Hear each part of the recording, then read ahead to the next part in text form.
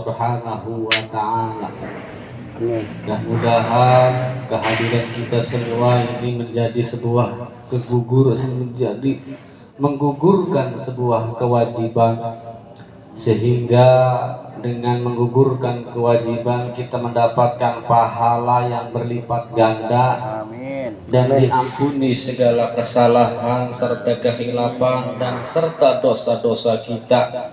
Amin. Mudah-mudahan dengan wasilah silaturahim, pengajian dan zikir, kita semua diangkat derajatnya oleh Allah Subhanahu wa Ta'ala. Amin ya Allah ya Rabbal Alamin. Mudah-mudahan dengan wasilah pengajian dan zikir, iman Islam kita selalu ditingkatkan serta ditetapkan sepanjang hidup kita, sehingga iman Islam kita lah yang menghantarkan kita kepada Allah Subhanahu wa Ta'ala. Amin ya Allah ya Rabbal Alamin. Mudah-mudahan kita selalu diberi sehat walafiat, diberi ketenangan jiwa, raga, serta pikiran kita selalu murni, selalu positif, sehingga kita ini bisa menjalankan kehidupan yang lebih baik daripada sebelumnya. Mudah-mudahan dengan wasilah ini keluarga kita juga sama dijadikan keluarga yang sakinah, mawaddah, warahmah. Keturunan kita keturunan yang soleh dan solehah. Keturunan kita keturunan ahli ibadah. Keturunan kita keturunan orang yang bermanfaat bagi nusa agama dan nusantara. Amin ya Allah ya Rabbal Alamin.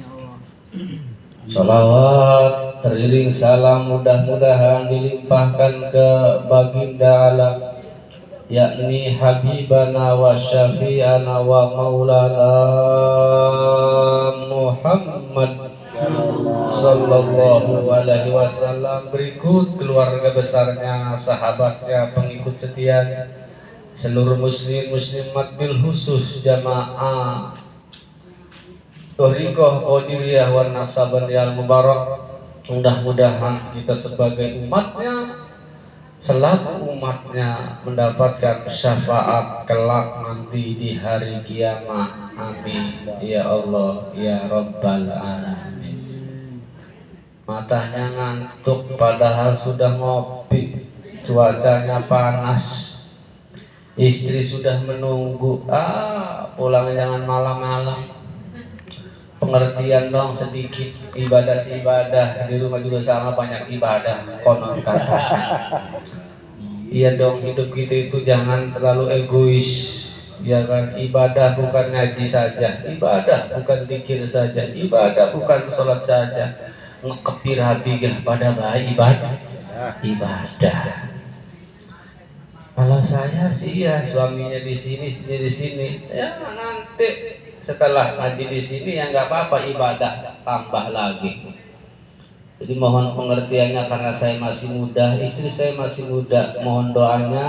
Alhamdulillah istri saya dalam keadaan mau menuju bulan ya, mau pengen punya momongan lagi. Biarkan anak yang banyak lah daripada banyak hutang, lebih baik banyak hewan anak.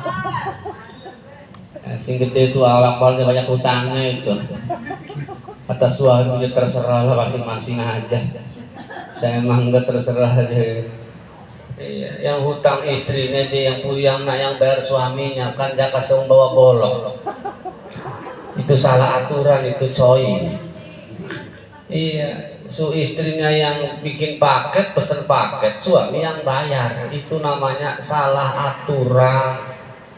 Itu namanya tidak adil, itu bener aja itu. Ya kalau dia yang hutang ya biar sendiri, suami istrinya yang hutang, sama yang bayar. Itu salah berat itu menurut saya mah itu.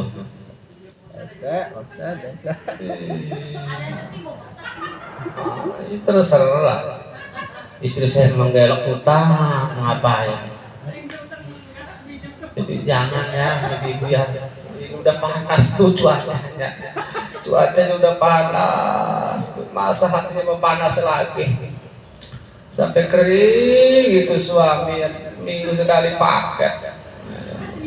Kaos cangklet dipaketin semua. Kolor dipaketin. Innalillahi wa inna ilaihi raji'un. Itu namanya penyiksaan, pembunuhan dengan sendok ya kayak gitu. Orang mana yang nggak tahu oknumnya namanya? Tahu orang Serang atau orang Jawa? Nggak jauh orang Serang dulu. Kena air datangnya dari Kidul. Maka mudah-mudahan ahli pengajian mah ibu-ibu, kalau pengen lihat ahli surga mah istri itu nggak pernah cemberut. Iya, gambaran wanita surga itu seperti lihatlah istri yang solehah. Kalau ditanya sama suami nggak pernah marah sekalipun tak punya duit, sekalipun dikasih duitnya kecil.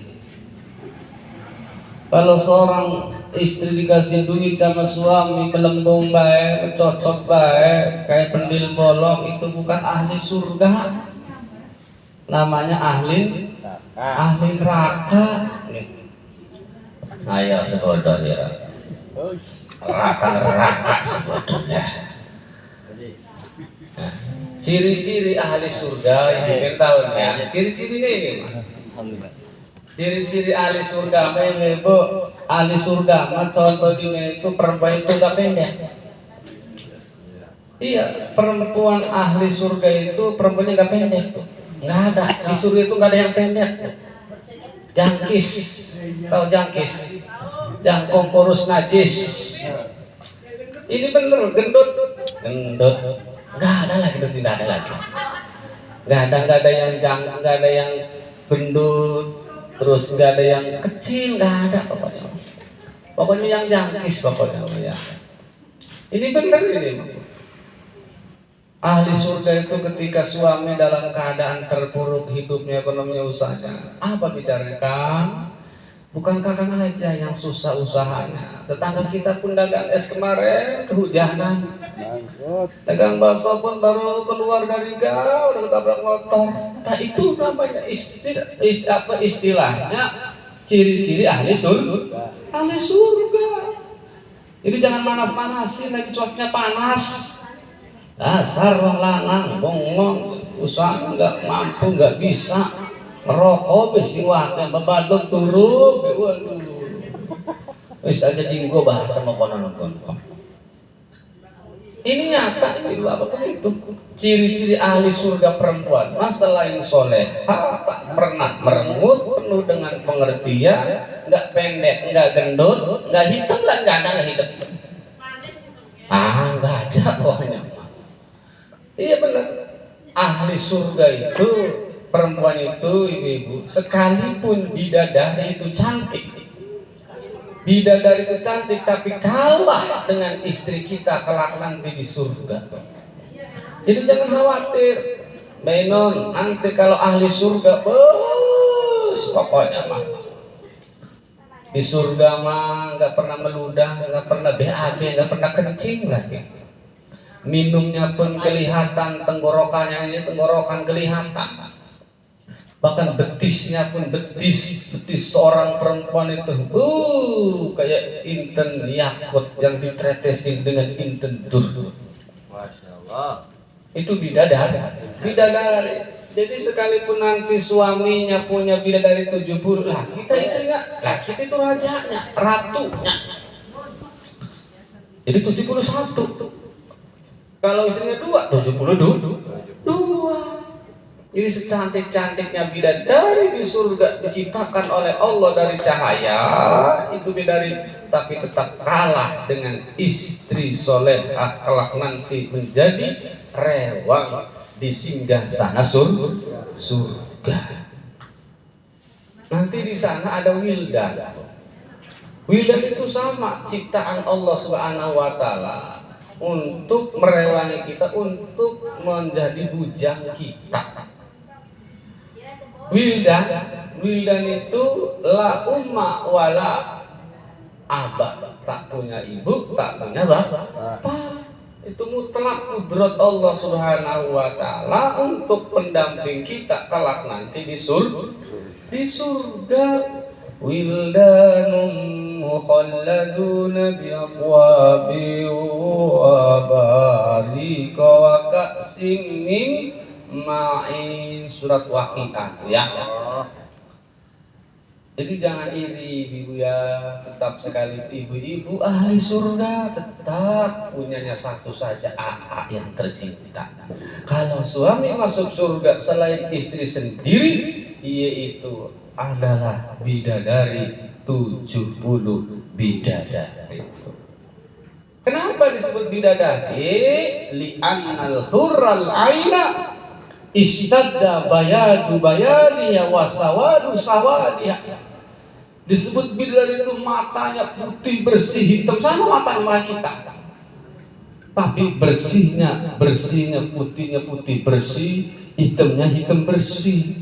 Hari kita us abang matanya sudah merah lagi, belek lagi, kier lagi. Itu disebut hurul in. Bidadari itu adalah istadda bayadu bayadiya wasawadu sawa. Lihat kata Syekh Nawawi Tanara di dalam kitab apa Aqidatul Ahwa.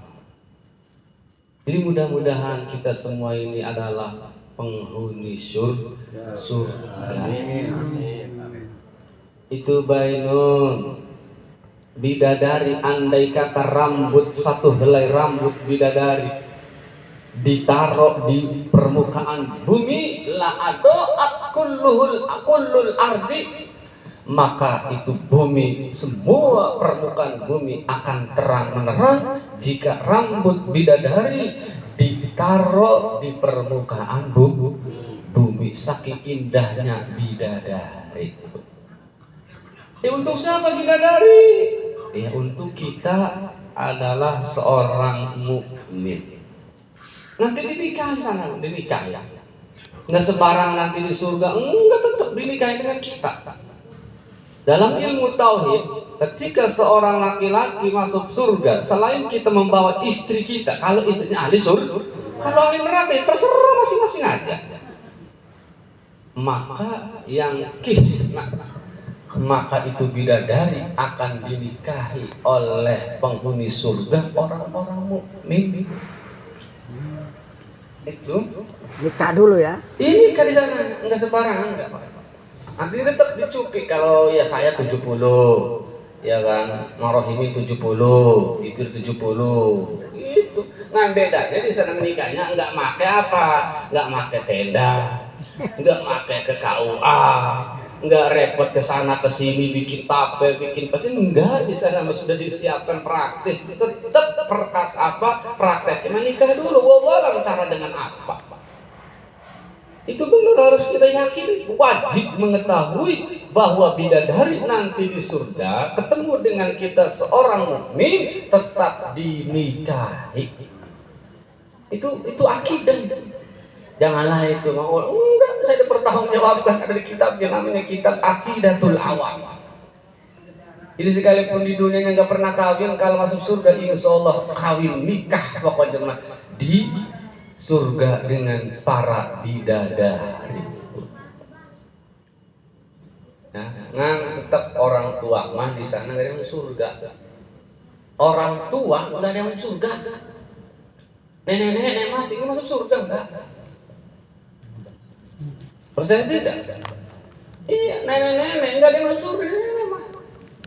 Yang merasa umurnya 40 ke sana, mohon maaf nggak masuk surga. Nggak ada jatah. Kenapa di surga enggak ada 40 tahun, umurnya adalah 33. Mau laki-laki atau perempuan itu sama rata umurnya, kurang lebih 33 seperti umurnya Nabi Isa alaihi salatu wassalam. Ibu masa masuk surga? Atau iya kok. Kembali ke laptop lagi, kita itu sama rata umurnya, disamaratakan oleh Allah 33. Saya umur 40 tahun di surga, atau bukan saya, robah itu pandang umurnya hampir 80 tahun ke sana, insya Allah masih muda pokoknya Pak. Alhamdulillah, wis kami surga bela ya. Wis pusing ya kan utang ora beres-beresnya kabeh. Sugi ora sugi-sugi jadi kita megang. Wis ngaku yo. Sugi ora sugi-sugi, utang ora beres-beres, masalah ora selesai-selesai, gering-gering bae. Masalah napa bae? Palang wis ngucap musyawarah ngaji tentang surga. Gak tahu saya bingung surga ini ya. Jadi bahasa Jawa si jenat ya, ini bahasa Jawa. Isi jenat ya, ini apa ya? Orang Sunda ada si jenat. Jenat ya, orang Jawa itu bahasanya jenat. Isi jenat ya. Jenat itu doa, maknanya surga. Gitu kan. Almarhum adalah orang yang mendapatkan kasih sayang. Itu aja kan kebebongkong kan. Ya Allah, lebih kasar dan benar. Iya kan? Bebongkong itu bahasa apa? Bahasa Baduy kayaknya menjadi kita.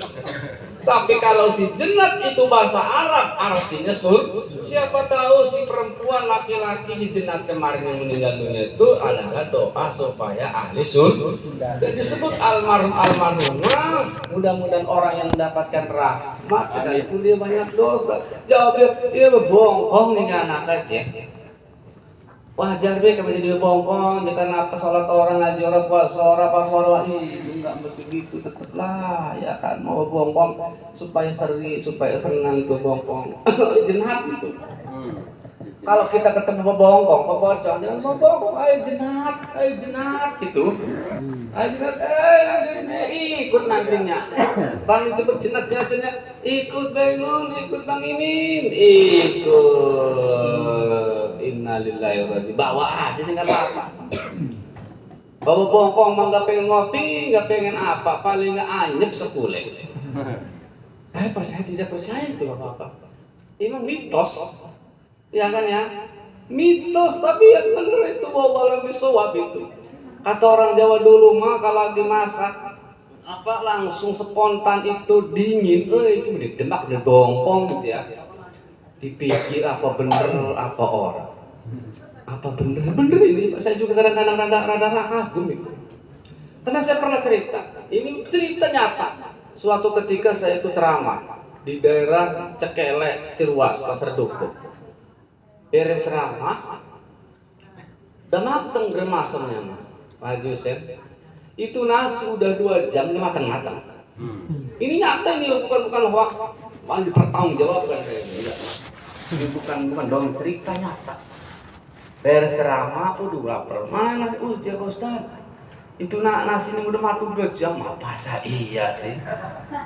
Coba dilihat di dapur. Saya juga bingung gimana, emang kenapa? Waduh. Tapi saya nggak kalah otak, jujur itu, nggak kalah otak dan lagi saya istilahnya apa ya,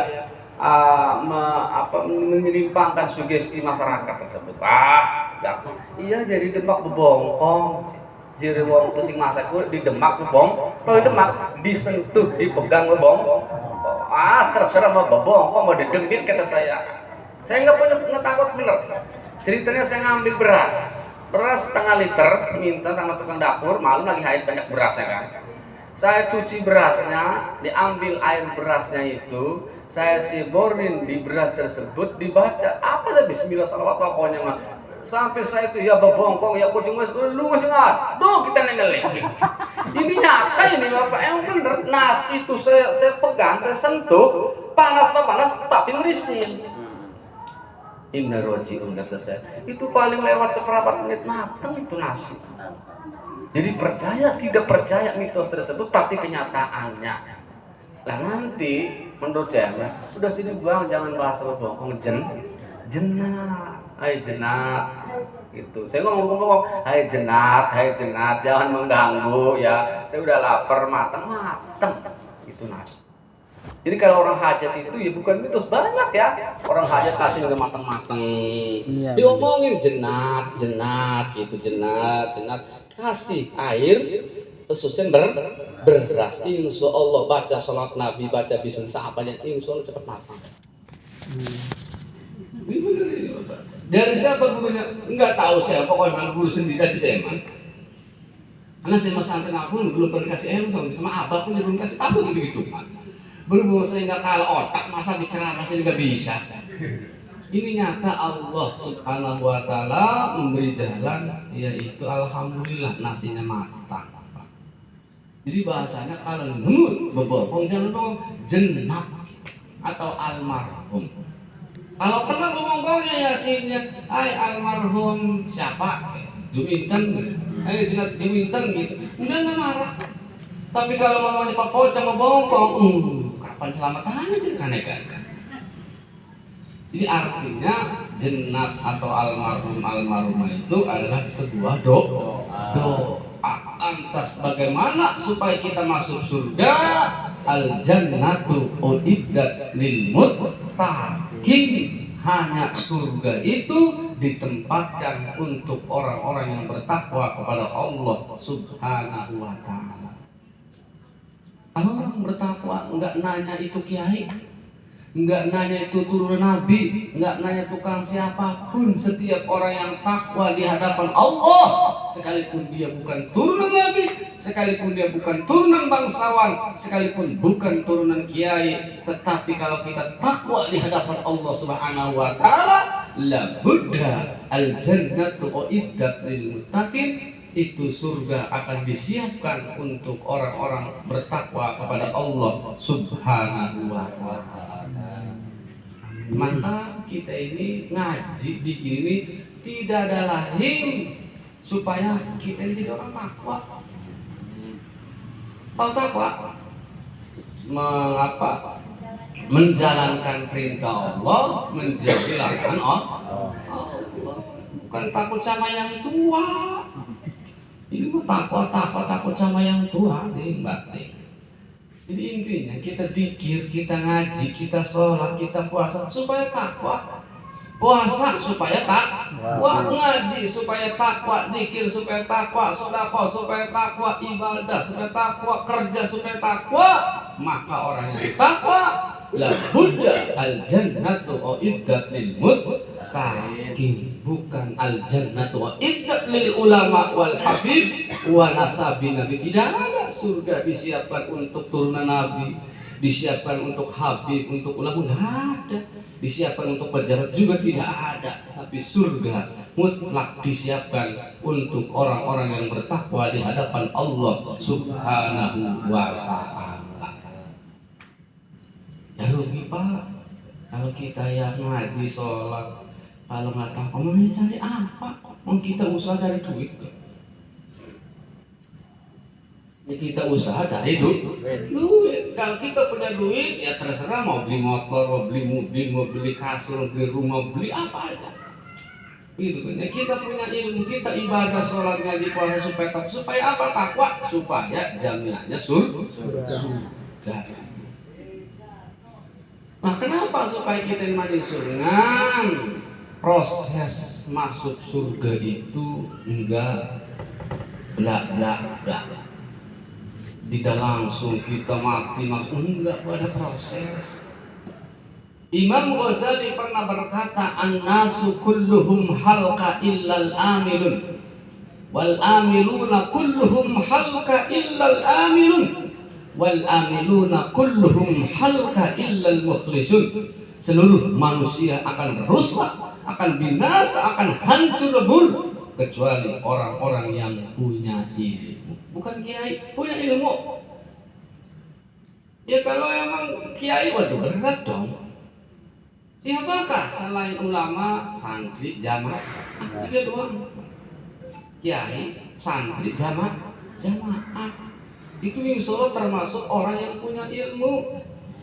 Kalau kiai mah ilmunya 10 contoh. Kalau santri mah 5, jamaah mah 3. Tetap kategorinya adalah ulama atau yang punya ilmu. An-nasu kulluhum halqa illal alimun. Seluruh manusia akan hancur, akan lebur, akan binasa kecuali orang yang belajar ngaji dan belajar ngaji. Kiai, santri, jamaah harus diakui itu Pak. Nah, jangan malu kok. Ya kan? Jangan malu, kita ini bersyukur sekalipun kita bukan kiai tapi jamaah. Wal alimuna kulluhum halka illal amilun. Kiai, santri, jamaah sirna hancur lebur binasa rusak, kecuali seorang kiai, seorang jamaah, seorang santri mengamalkan atas ilmunya dengan baik. Kita punya ilmu, ya amalkan dengan baik. Begitu doang. Kita punya duit, nah kita pakai dong. Kita punya senjata, punya pisau, jadi pakai dong. Punya apa? Pacu, jadi dipakai. Punya baju juga dipakai. Punya ilmu juga dipakai. Makanya sebisa-bisa jangan dipakainya sebisa-bisa. Kita pakai baju bisa begini-begini, pakai motornya begitu, pakai mobil begini begitu. Itu bahasa analoginya bahwa kita punya ilmu sekalipun sedikit, pakailah. Dipaham ya? Kita punya baju mesti dipakai. Kita punya duit dipakai, beli bakso dimakan. Kita punya ilmu sekalipun sedikit, pakailah. Bahkan menurut Imam Ghazali, wal amiluna kulluhum halqa. Orang yang punya ilmu, kiai, santri, jamaah, yang mengamalkan atas ilmunya, memakai ilmunya, itu pun akan hancur lebur sirna binasa rusak. Illal mukhlisun, kecuali kiai, jamaah, santri yang mengamalkan atas ilmunya, yang memakai atas ilmunya, diiringi dengan rasa ketulusan, keikhlasan ibadah murni kepada Allah Subhanahu wa ta'ala. Ya, jadi kita punya ilmu, diamalkan, dipakai, tujuannya hanya ikhlas murni karena Allah. Ibu-ibu kalau pakai baju pengajian, ayo karena siapa? Kalau ibu-ibu itu pakai baju kondangan karena siapa? Pernahkah kita pakai baju baru menyambut suami datang? Enggak. Ya betul. Iya dia kok ibu terserah ini. Nggak tahu saya ini lagi ngambek terus. Iya benar. Kita harus akui kesalahan kita ini apa. Kita punya baju kondangan, wih nggak enak sama tetangga, nggak enak sama sebelah. Salah itu. Kita ngaji pakai baju baru, kredit batin. Nggak enak cuma sebajunya putih aja, kali-kali biru lah. Putih belum bayar, atau biru juga masih nunggak. Belum beres ngambil lagi yang hijau, semua tiga ngambil hutang. Gali namanya. Gali kata gue ini. Coba sekali-kali kita dipakai untuk siapa? Kalau kita istri punya suami, ya untuk suami dong. Nah bagaimana kalau kita pakai baju ke pengajian, mengagungkan atas nama Allah? Karena ibadah itu ibadah itu api goblok. Saya mah bener aja. Selagi kita ada punya pakaian, punya baju yang melekat dalam tubuh kita, yang masih enak pakai sekalipun bagus, nggak haram. Tapi tujuannya karena ibadah, tujuannya karena syiar agama Allah sendiri. Ya, jadi tujuannya itu syiar, jangan karena tetangga bu kemarin wajib ini makan merin, jangan, nggak ada itu alasannya. Saya pakai baju terserah mau hutang, terserah mau pinjam, terserah mau cash, dipakai baju ke masjid, ke pengajian itu karena mengagungkan Allah Subhanahu wa ta'ala. Wa amma binikmati rabbika fahadits. Di sejarah di dalam kitab tafsir Jalal, kitab tafsir Munir karangan Syekh Nawawi Tanar Al-Bantani, bahwa suatu ketika Rasul dalam keadaan riuh duduk bareng ada satu sahabat. Sahabat itu pakainya hijau begitu. Hari Senin hijau, hari Sabtu itu aja. Ditanya oleh Rasul, ya pulang, ma indaka malum, apakah kamu punya harta? Punya. Kenapa kau punya harta tapi bajunya itu aja? Disindir oleh Rasulullah, hai laki-laki, kalau engkau punya uang, punya harta, punya rezeki, di sisimu belikanlah baju. turun ayat wa amma bi nikmati rabbika fahaddits. Itu asbabun nuzulnya. Jadi bukan berarti kita sholat, bukan. Ketika kita pakai yang dipakai untuk zikir sholat, apa? Ini semua ini akan menjadi saksi kelak nanti di hari kiamat. Jangan rumpi pakai baju. Ini benar, Pak. Baju untuk kerja, awas itu sama buat saksi selagi itu usahanya halal marahimin. Baju yang dipakai kita kemudian dipakai sholat atau khusus kerja, sholat ada lagi, maka pakaian yang dipakai untuk ibadah, baik ibadah mahdoh seperti ngaji sholat atau bermahdah seperti itu kerja, maka baju seragam kita yang dipakai itu sama untuk menjadikan saksi kelak nanti di hari kiamat. Kan ibu, kalau suami pulang, maafin, nggak apa-apa ini, saya nggak ada yang bayar ini, nggak ada intervensi ini, nggak ada yang settingan. Kenapa? Gimana yakin saya pertama aja saya. Jadi ketika suami pulang dari kerjaan, dikerja, dikumbah, dicuci, dibersihin, buat besok lagi, itu buat itu seminggu 2 kali lah, apa buduk badannya. Itu nggak mesti. Jadi nggak apa-apa. Tadi itu kita punya ilmu, diamalkan, dipakai dengan baik. Tujuannya apa? Kalau kita ngaji, kita sholat, kita puasa, mutlak karena Allah Subhanahu wa Ta'ala. Logikanya ketika kita pakai baju baru, yaitu pernahkah kita menyambut atas kedatangan suami kita yang tercinta, disambut dengan parfum yang wangi semerbak harum, bajunya yaitu plaster semut? Pernahkah ibu-ibu? Salah. Di telemani lagi ngorok, kayak mangap kancing usaha, salah semua dekat. Ini nyata ini mas, bukan ini emang fakta, realitanya memang begitu. Jadi pertama, struktur kita supaya masuk surga, pertama punya ilmu, sesuai setelah kita punya ilmu kemudian diamalkan dengan baik, dan setelah diamalkan tujuannya lillahi mukhlis karena Allah, itu pun masih jauh kita masuk surga. Nah, yang ketiga, yang keempat, struktur supaya kita masuk surga itu adalah sifat ridho. Ini yang ridho yang susah. Mana yang ridho? Sholat, ngaji, puasa, usaha mesti suka. Dah ada saya mah males, saya mah lagi sakit aja, nggak sholat dulu lah aja. Salah. Jadi ridho, mas suka dalam keadaan terpuruk. Itu bahasa tasawuf. Ridho itu adalah sukunul qalbi ma ada mimma lupa, diamnya hati sekalipun dalam keadaan terpuruk. Artinya dalam keadaan sehat ya sholat, dalam keadaan sakit ya sholat, dalam keadaan apapun dia ridho bahwa sholat tidak ada urusannya madama aqlu sabitan, selagi yaitu akal kita masih produktif, masih denyut nadi jantung bergetar itu masih ada, akal kita masih ada, kewajiban sholat takkan pernah dihentikan. Maka konsekuensinya kita itu mesti ridho dalam keadaan apapun, baik di rumah ya mesti ridho, dalam keadaan hajat, dalam keadaan kena musibah, dalam keadaan bepergian, dalam keadaan piknik ke pantai, kemanapun terserah, itu bumi Allah, tapi tidak terbebani dengan sholat. Sholat tetap harus ada, mesti ridho dengan apapun kejadian keadaan kita, Pak. Ini ridho itu benar.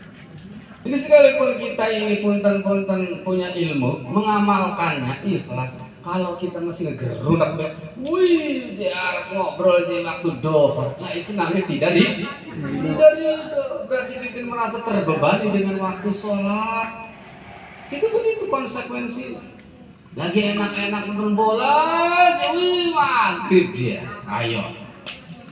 Lagi enak-enak nonton bola, sholat subuh mana? Ayo, aduh nonton bola gimana ya? Nggak nonton bola eman, nonton bola sholat ketinggian, mikirin kita tidak ridho atas sholat gara-gara nonton bola, punten belum masuk kategori al-jannatu iddat lil muttaqin. Duit orde duit, sholat tetap sholat payah di kusen. Ibu lagi ada duit semangat, atau ada duit, lagi punya duit semangat, nggak punya duit, atau nggak punya duit semangat, nggak punya duit, nggak semangat. Ada yang semangat sholat karena tak punya duit, ada yang semangat sholat karena punya duit.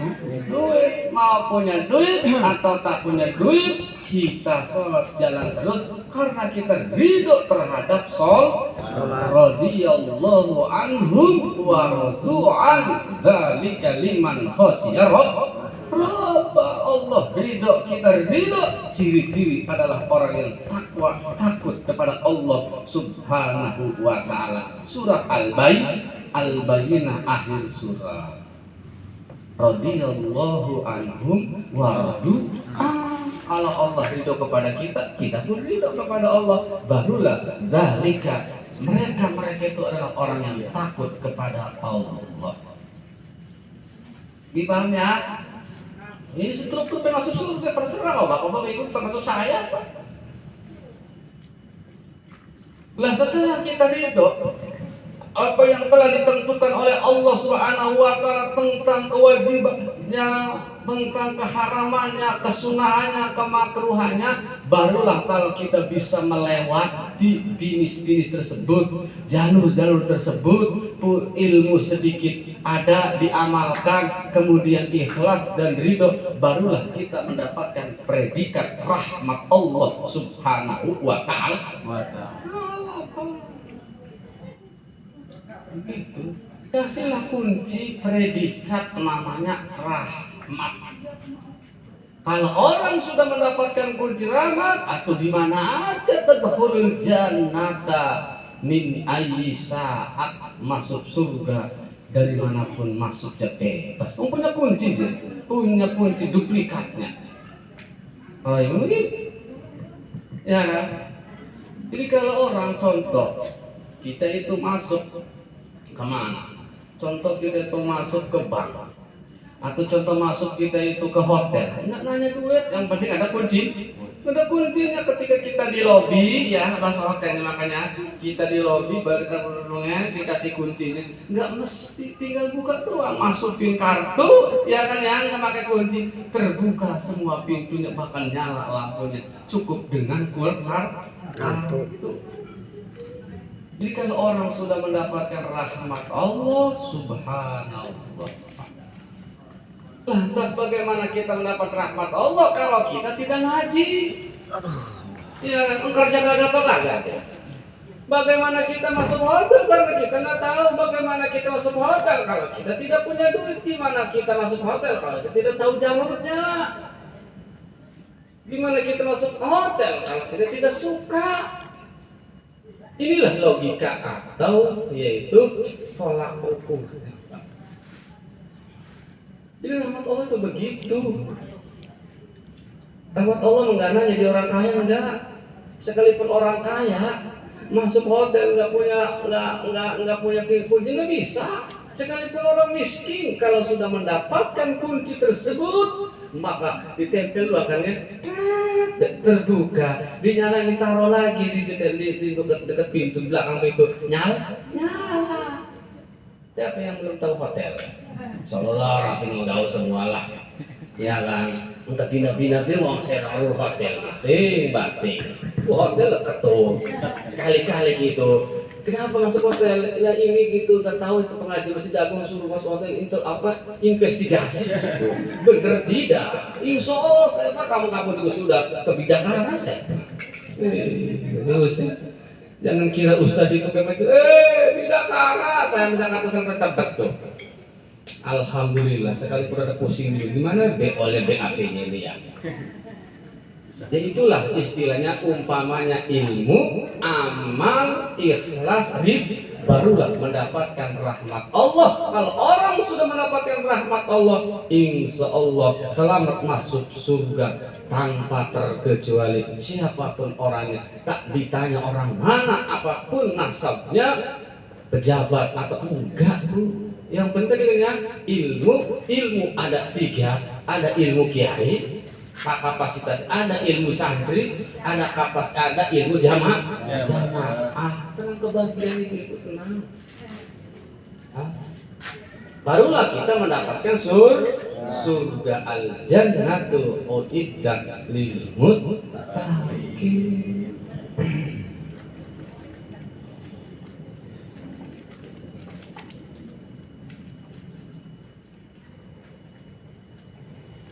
Lanjut. Lanjut jam piro iki? Jam 10 bawa gas mah pulang saya terserah. Jadi pesan sama istriku. Ya, jangan malam-malam, pengertian dong. Iya. Kasihan si Dede, kasih Dede segala lah gitu ya. Kenapa sih semakin udah gede perutnya semakin menjauh? Kasihan si Dede gitu ya. Itulah indahnya punya istri. Ya kan? Emang ya kalau nggak ada modus nggak akan pernah terjadi. Tidak terjadi karena ada modus. Biasalah orang ya. Jadi kita sekali-kali menginginkan istilah hamil itu kita senangkan, akan harus kita bahagiakan. Malam pokoknya bismillah, insyaallah pokoknya ya kopi nggak sampai pahit. Untuk saya kopinya pahit. Nyulir lagi hamil, ayo guys. Ya ibu bapak, yuk kita mumpung masih sehat walafiat, yuk kita yuk kita udah, ya kita buru ketakwaan kita dimanapun, jangan merasa bosan, jangan merasa kita angkuh, karena kita ridho pengajian sekalipun malam, sekalipun panas, ridho banget, gak pernah mengeluh. Jangan jadi benging, sebodoh kita balik. Ya kan bingung kan, pengen ngajinya tata ini, susah pokoknya mah kita ini belum bisa disiplin, banyak banyak alasan, banyak urusan yang nggak ada gunanya. Punten deh. Yo kalau ngomong fakta dan nyata, ibu-ibu di rumah ya apa coba, bapak-bapak? Kalau saya mah kalau sekali punya wajar saya punya anak orang. Ini punten kalau mau hitung-hitungan. Kalau ngomong super sibuk, saya yang disini super sibuk. Karena apa, setiap detik, setiap menit santri itu harus dijaga sebenarnya. Ya. Jadi punten saya mah bukan marah ini. Jadi kalau emangnya nggak tahu saya juga apa di rumahnya itu ngelilit, nggak ada lain. TV-nya kan Kata beliau, alhamdulillah untung Pak Ustadz belum datang, saya datang. Dari pandai gelang, alhamdulillah si abdi tapi itu dongkap tak mending. Jadi menang pula dina itu wong lanang masih menang Jawab bukan malu ini. Ada satu ibadah itu mesti diperlihatkan. Enggak setiap ibadah diperlihatkan itu ria, tidak. Jangan salah. Setiap kebaikan, setiap ibadah yang divulgarkan, yang diperlihatkan bukan berarti itu kategori ria. Enggak, Pak. Kalau dia urusan pribadi, urusan hati. Kalau berbicara seluruh kebaikan ibadah adalah kategori, lantas bagaimana Rasul mengajarkan kepada umat, kepada sahabatnya? Apakah Rasul mesti diam? Enggak. Ketika kata Rasul, "Shollu kama ra'aitumuni ushol", salatlah kalian semua seperti kalian lihat tentang salat. Berarti Rasul ya dong? Juga tidak, Pak.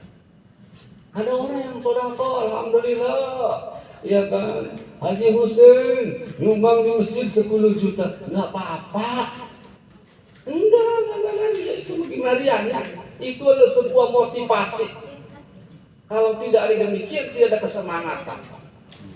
Nah, tidak akan pernah wujud satu masjid kalau masyarakat tidak diumumkan. Karena sudah kebiasaan, gak apa-apa, yang penting masjid jadi kalau nggak ada ria nggak akan jadi, Pak.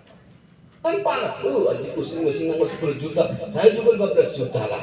Itu terus karena juga semua itu adalah sebuah proses. Apakah disebut ria? Jangan. Masalah dia urusan dia dengan Allah Ta'ala. Jadi tidak setiap ahli ibadah, pekerja ibadah yang baik divulgarkan itu adalah ria. Kadang pula kelihatannya enggak kelihatan, tapi yaitu ria. Contoh punten, kita ngelihat di sini contoh, enggak ada orang. Tadi mah ya karena enggak ada orang mah biasa aja, enggak sepi. Gini ada orang, khusus. Nah itu ria. Kalau mau ria, Contoh ria di dalam kitab, saya pernah baca di dalam kitab Khazinatul Asraf karangan Syekh Hakim Nazili. Ini punten ya, ini gitu banyak. Saya juga lagi belajar sama. Contoh ada tetamu, Pak. Biasa sholat maghrib itu kita zikir atau buat salawat Nabi. Ketika ada tamu tidak, gara-gara iya itu ada tamu. Itu ria namanya. Paham? Al-amal li ajlin nas syirkun, tarkul amal li ajlin nas riyaun, wal ikhlasu ayyu afiyaqallah. Kata Rasulullah SAW bahwa pekerjaan karena manusia itu hukumnya syirik. Kita ibadah karena manusia syirik. Kita zikir karena manusia awas syirik. Kita apapun karena manusia mutlak itu mutlak. Ya mutlak itu. Sholat karena manusia. Sholat sudah kejadian karena manusia. Itu lahir batin dia sholat ingin manusia meniru. Al-amal li ajlin nasyirkun, melakukan pekerjaan ibadah mutlak karena manusia, betul, bukan dia syirkun. Tarkul amal ada meninggalkan satu ibadah, satu pekerjaan yang sudah menjadi menjadi rutinitas, itu ria. Biasanya yaitu salat maghrib, zikir, baca Quran sebagainya. Bila ada tamu berhenti. Kenapa? Enggak enak sama tetamu, ria. Tamu kan lagi gimana Bapak? Yo. Ini juga gimana kondisinya? Udah aja kalau kita malas itu aja.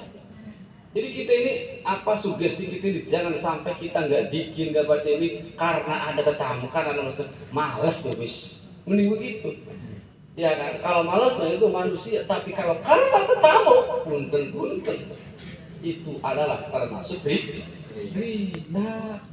Ya banyak ya. Ini siapa yang pintar, saya juga bingung, saya juga belum bisa. Bukan berarti saya ngomong ini pintar, bukan berarti saya ngomong ini bisa, juga saya juga bisa. Ya sekalipun saya belum bisa, siapa tahu bapak-bapak bisa. Ibu juga bisa. Artinya kita belajar ketika biasa rutinitas kemudian ditinggalnya karena menusa. Maka bahwa riyaun jatuhnya ria. Wal ikhlasu ayyu afiyaqallah, hanya ikhlaslah yang akan diselamatkan oleh Allah Subhanahu wa ta'ala. Kita ibadah, meninggalkan ibadah bukan karena manusia. Kita ibadah karena Allah, meninggalkan kita ibadah karena Allah, atau kasar-kasar malas nih. Ingat ya, melakukan ibadah mutlak karena Allah, meninggalkan ibadah emangnya karena Allah, bahasa kasar malas titik segede jebuk kok pas segede gagang pacul. Barulah kata Rasulullah, wallahu ayyu afiyaka bil ikhlas, Allah senantiasa akan membantu kita dengan cara ikhlas. Maka turun ayat surat Al-Bayyinah, wa ma umiru illa liya'budullaha mukhlishina lahud-din. Kami diperintahkan oleh Allah Subhanahu wa ta'ala melaksanakan ibadah serta untuk ikhlas kepada Allah. Kita ini istilah kerja. Kita dagang, kita kerja di toko emas. Ya kan? Tapi kita ini sama bos ini ngalaman tukang beras. Bos, tukang berasnya baju ayu, cantik, loman. Ya.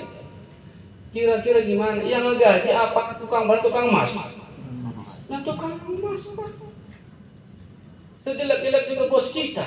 Ya kan pasti ngegaji. Sebaik-baiknya tukang beras nggak pernah ngasih duit, nggak pernah ngasih makan, nggak pernah ngasih duit. Beras dan sebagainya. Lah kita sholat, kita ngaji. Ya siapa lagi? Kita minta upah kepada Allah, bukan yang lainnya. Kadang-kadang kita ini kebeli ngedewet, kerja mandiri komas, tapi gajinya kepengen ke Indah Kiat. Kerja mah yaitu di tukang barut, tapi pengennya di tukang jamu. Gitu ya, Coba kita ini berenung kepada Allah Subhanahu wa Ta'ala, minta bukti. Andai kata nggak dibuktikan, kita jangan marah sama Allah. Ya Allah, kita ini tukang sholat, tukang puasa, tukang dikit, tapi bapet dae duitnya susah, istri sakit dae, anak susah diatur. Jangan nyalakan Allah, jalankan ibadah kita. Ingat berapa juta dosa-dosa kita yang telah lampau. Ya gitu kan, kita ini baru tobat 40 hari juga minta bukti batin, ya ada. Ini baru kerja 40 hari, kita pengen langsung belum nggak ada sejarahnya. Jadi PNS sekarang 14 tahun. Kalau jadi PNS langsung jadi PNS, kaget semuanya juga. Jadi kadang-kadang kita ini menuntut kepada Allah supaya dipercepat, enggak gitu. Di mana-mana juga ada upah itu harian, ada mingguan, ada bulan. Kerja dulu baru dapat upah. Kalau orang kerja harian habis di hari. Kalau mingguan ya seberapa kali bulanan, insya Allah bisa diatur. Itulah rahasia Allah. Kita dikasih rezeki, sekarang kerja dengan dapat, nggak akan pernah selamanya. Biarpun kita kerja dulu, nanti kita akan mendapatkan hasil yang gede. Berakit-rakit ke hulu, berenang-renang ke tepian, sakit-sakit dahulu, senang kemudian. Itulah konsep kehidupan kita supaya menjadi Rabbana fid dunya hasanah wa fil akhirati hasanah. Ngomong gampang tapi susah. Nggak apa-apa, yang penting kita sekalipun besok nggak bisa, siapa lusa, nggak bisa lusa, minggu pun terus, insya Allah ilmu kita akan menerangi cahaya dalam hati kita. Masa ya siapa ya? Insya Allah saya ngomong setuhun ya, apa-apa enggak. Kalau salah ya nggak apa-apa, juga saya juga manusia kok. Apapun salah nggak bisa, jangan salahkan sayanya, jangan salahkan ilmu Allahnya. Jangan salahkan sayanya, karena manusia itu adalah bukan malaikat. Jangan, kita saya bukan malaikat. Kita manusia, ada di tengah-tengah, kadang salah, kadang benar. Salah baik iblis laknatullah, bener baik malaikat wajar apa, bener juga, kenapa? Tugas satu doang. Kalau sujud aja kita, ya suruh sholat, suruh puasa, suruh zikir, suruh ngaji, suruh puasa, suruh wudu, suruh berjuang, suruh. Wajar dalam satu keterangan, manusia lebih utama dibandingkan malaikat. Karena malaikat tugasnya satu, dia taat kepada Allah, enggak nengkok, enggak belak-belak ke sana sini. Tapi kita manusia tetap dituntut oleh Allah banyak segala aktivitas, Pak. Kita akui dong. Ya kita manusia terwajar ya kan, ABCD. Ya malaikat ke satu dua, kalau sujud, kalau dikir, salawat, kalau ruku, kalau pada tasbih ya kita semua dirangkap. Ya punya anak lah, ya punya menantu lah, ya punya istri 1, 2, 3 lah, wajib lurus. Ya sholat lah, ya ngaji, ya puasa, ya silaturahmi, ya zakat, ya sedekah, ya haji, ya umroh, segala bangun masjid lah, apalah. Ya kalau mengenal malaikat, nggak ada malaikat yang sedekah. Jadi wajar kita ini adalah manusia, kadang salah, kadang salah mulu, iblis dan bener mulu. Mustahil kita jadi malaikat, jangan sampai kita jadi iblis. Maka kita punya barometer. Maka apa, hada sa'idun wa hada sa'iyun. Mana jalan yang baik, mana jalan yang jalan yang buruk. Yang buruk ya jangan, yang baik kita. Maka setiap kebaikan pun tanpa kullu khairin mani'un wa kullu syarrin wasi'un. Ini fakta, apa yang dikatakan Sallallahu Alaihi Wasallam benar. Kullu khairin, setiap kebaikan pasti banyak di tangan. Ya apa ya? Harap ngaji, mau ngaji, setan dia jurik berusak, jurik HP, jurik TV, jurik bola, pokoknya makan. Ini kepastian jurik kepada bola ini jamaah. Ya akui, untung haji pandang, alhamdulillah aja. Yang penting udah nonton 2021, yang penting ngaji bola mau dapat. Lah lulus pasti haji tak pandang. Enggak penasaran tuh hidupnya kan. Paling lamun kalah, gara-gara sini nonton paling ya. Ini bener Pak, setan yang paling galak itu bukan setan yang wujud yang halusinasi. Setan yang paling susah diatur adalah setan wujud menusa. Setan wujud HP Pak. Setan gepeng tuh. Dengan jadi wajar. Jadi benar, kullu khairin mani'un, setiap perbuatan yang baik itu banyak penghalangnya. Istri inilah, anak inilah, tetangga lah, hajat lah, RT lah, boleh lah, nanti nggak datang. Tapi wa kullu syarrin wasi'un, andai kata alun-alun diadakan apa? Ya rame-rame golek atau dangdutan atau pokoknya masih spontan cincinan ketekak pada.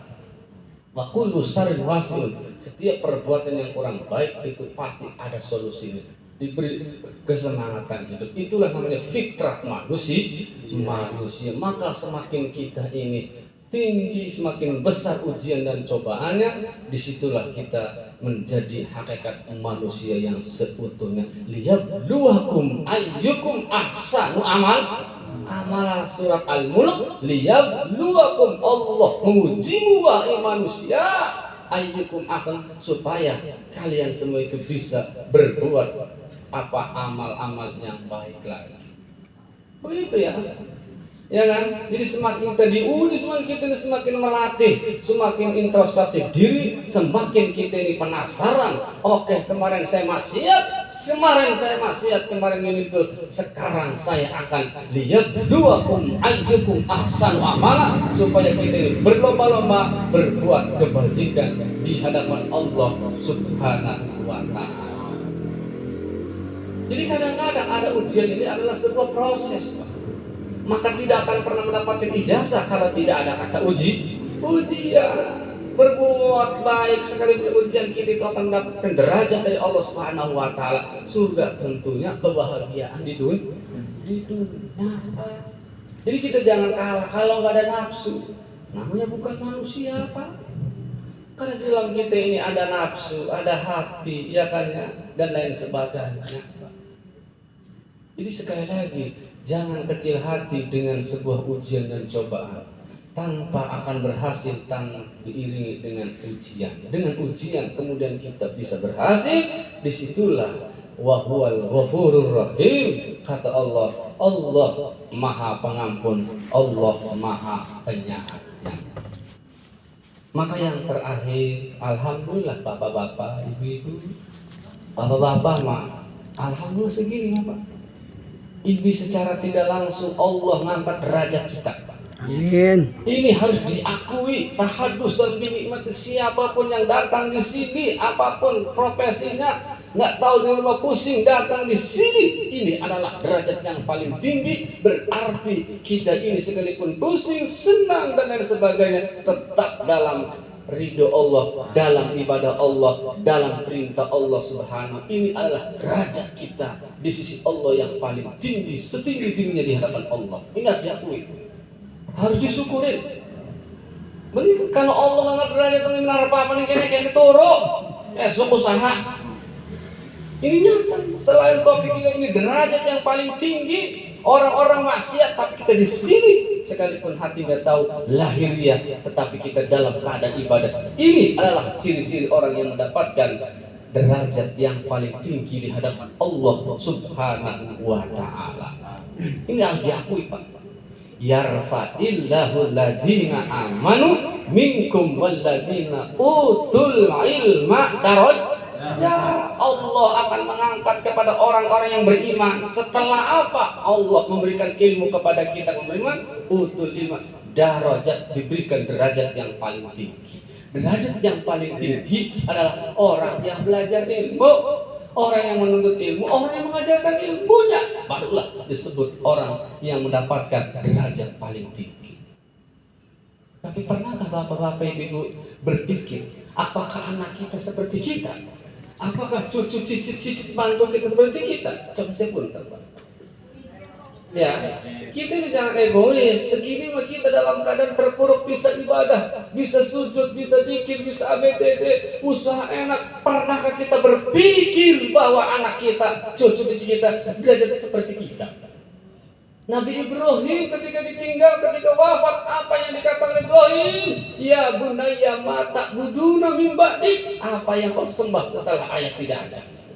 Pernahkah kita berpesan secara hati, secara dalam hati kita, ya Allah, bagaimana anak kita setelah kita meninggal dunia, setelah istri kita tidak ada, seperti apa yang anak kita lakukan? Apakah anak kita ibadah, apakah bagaimana? Lah triknya saya ingatkan kembali, tidak ada lagi Allah, angkatlah derajat anak saya dan duriat anak saya.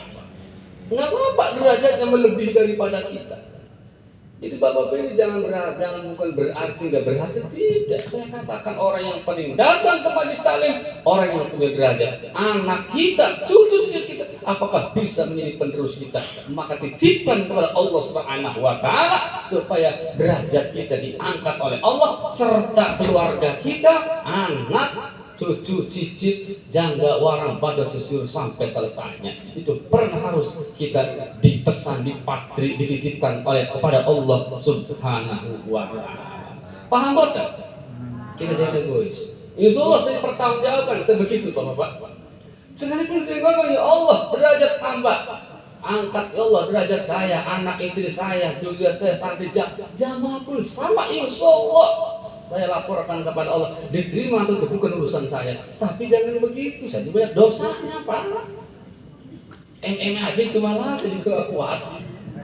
Kalau laporan aja kan, tapi untuk membawa ke sana saya juga nggak tahu, karena saya sadar saya ini banyak dosanya. Maka saya kuncinya, maka wahai para jamaah rahimakumullah, jangan egois, mintalah kepada Allah supaya derajat kita, anak, istri, zuriat dan sebagainya diangkat di sisi Allah. Insya Allah anak kita derajatnya lebih tinggi daripada kita. Anak kita akan mengikuti jejak perilaku kita, Pak. Jadi jangan kaget. Bapaknya kiai, anaknya tukang maling. Salah siapa? Gak ada yang salah, ya salah kepiting.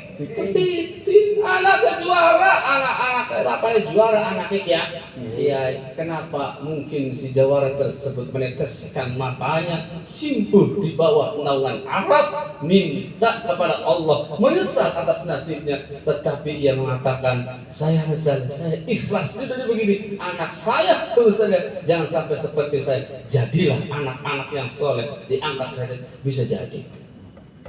Tapi wadah kiai kan, doakan uang nyembur, gak ada berkeling doa. Malikmat tuh. Allah, mudah-mudahan cepat kawin. Bener orang yang didoain, anak dekor keling, anaknya calang. Naudzubillah, kalau pengen tahu begitu, maka doakanlah pribadi keluarga Rabbi firli wali walidayya wali aulad, terus didoakan dulu pribadi orang tua dan keluarga kita, barulah mendoakan uang supaya sugih, supaya pinter. Ya buktinya wis sugih merwah. Karena saya malas bapak itu, buktinya udah kaya mana nggak laku. Masa saya minta mulu dong, nggak pengertian amat dong. Bener saya emang, bukan saya nggak bisa ilmu hikmat.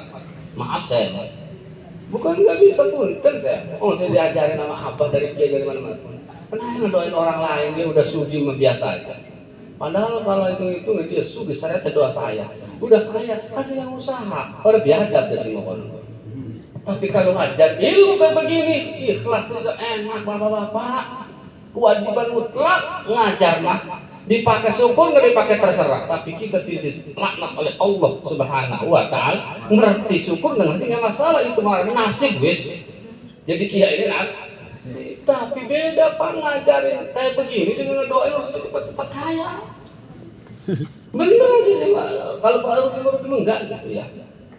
Tapi banyak yang mengecewakan Pak, karena harta. Tapi kalau mendoakan selamat ngajar ngaji, sekalipun ya jamaah badung yang apa-apa lah, manusiawi kan.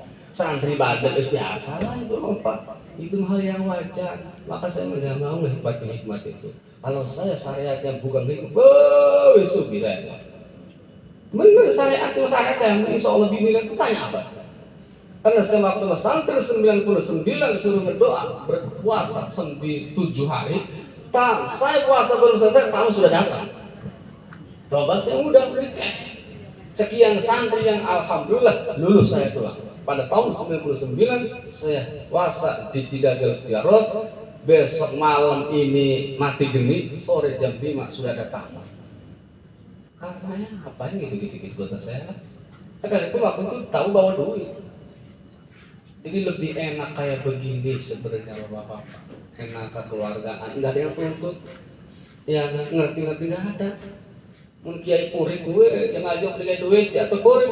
Nah, salah Pak. Tapi kalau tamu datang urusan yang orang apa puri juga.